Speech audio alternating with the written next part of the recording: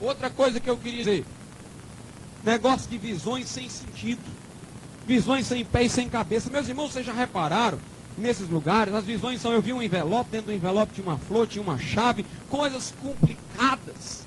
Envelope não tem significação na Bíblia, nem flor.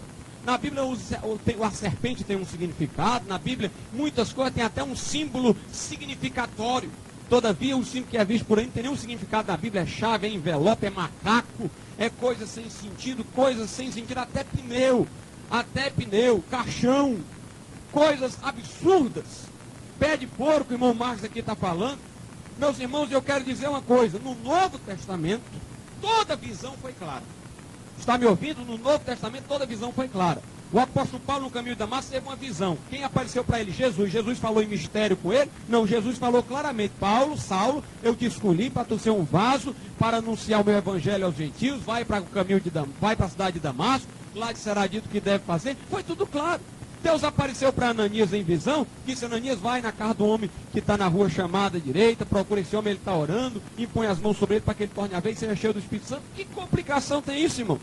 Pedro teve uma visão, e é isso que muitos alegam. Dizem: Pedro teve uma visão de animais, que ele não queria comer.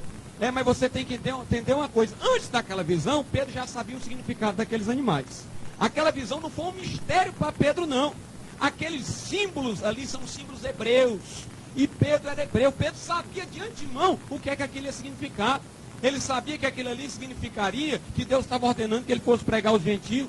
Tanto é que ele, quando ele tornou da visão, imediatamente já estavam os gentios na porta dele para ele pregar o evangelho entre os gentios. E quando ele foi perante a Assembleia de Jerusalém justificar a sua ida à casa de um gentio, ele exatamente citou a visão, que ele sabia o que ela significava, porque aqueles símbolos lhe eram conhecidos. Não houve nada de mistério para Pedro ali.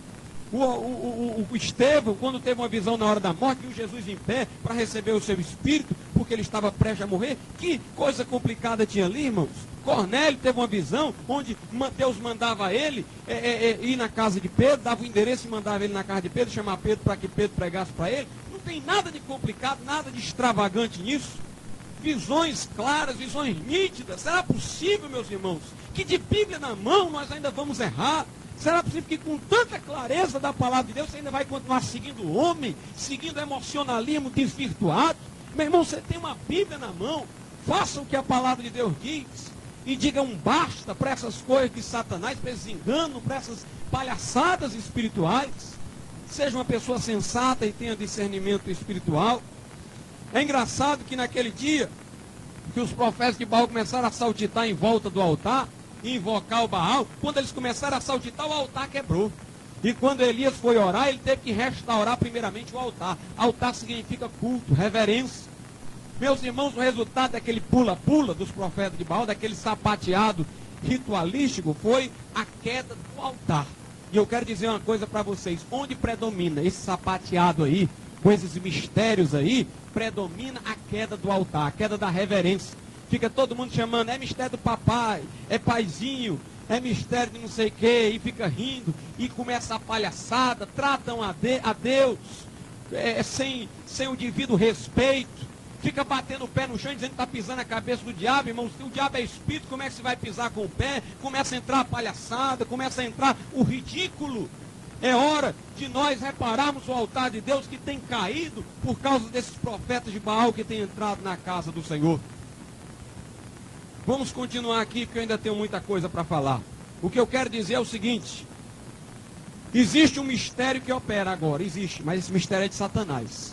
A Bíblia diz lá em 2 Tessalonicenses, e aqui, meu irmão, não tem nada de atacar ninguém, não. Eu não chamo aqui ninguém de palavrão, não chamo ninguém aqui de bode, não estou chamando ninguém aqui de termos pejorativos. O que eu estou falando aqui é dentro da Bíblia. O que eu estou falando aqui é dirigido não a agressões, estou me dirigindo ao seu entendimento, estou procurando despertar do sono, de uma sonolência. Aqui nós não temos nada contra ninguém, queremos lutar contra ninguém, nós queremos lutar pela verdade de Deus, não contra alguém, mas por uma coisa, pela verdade de Deus.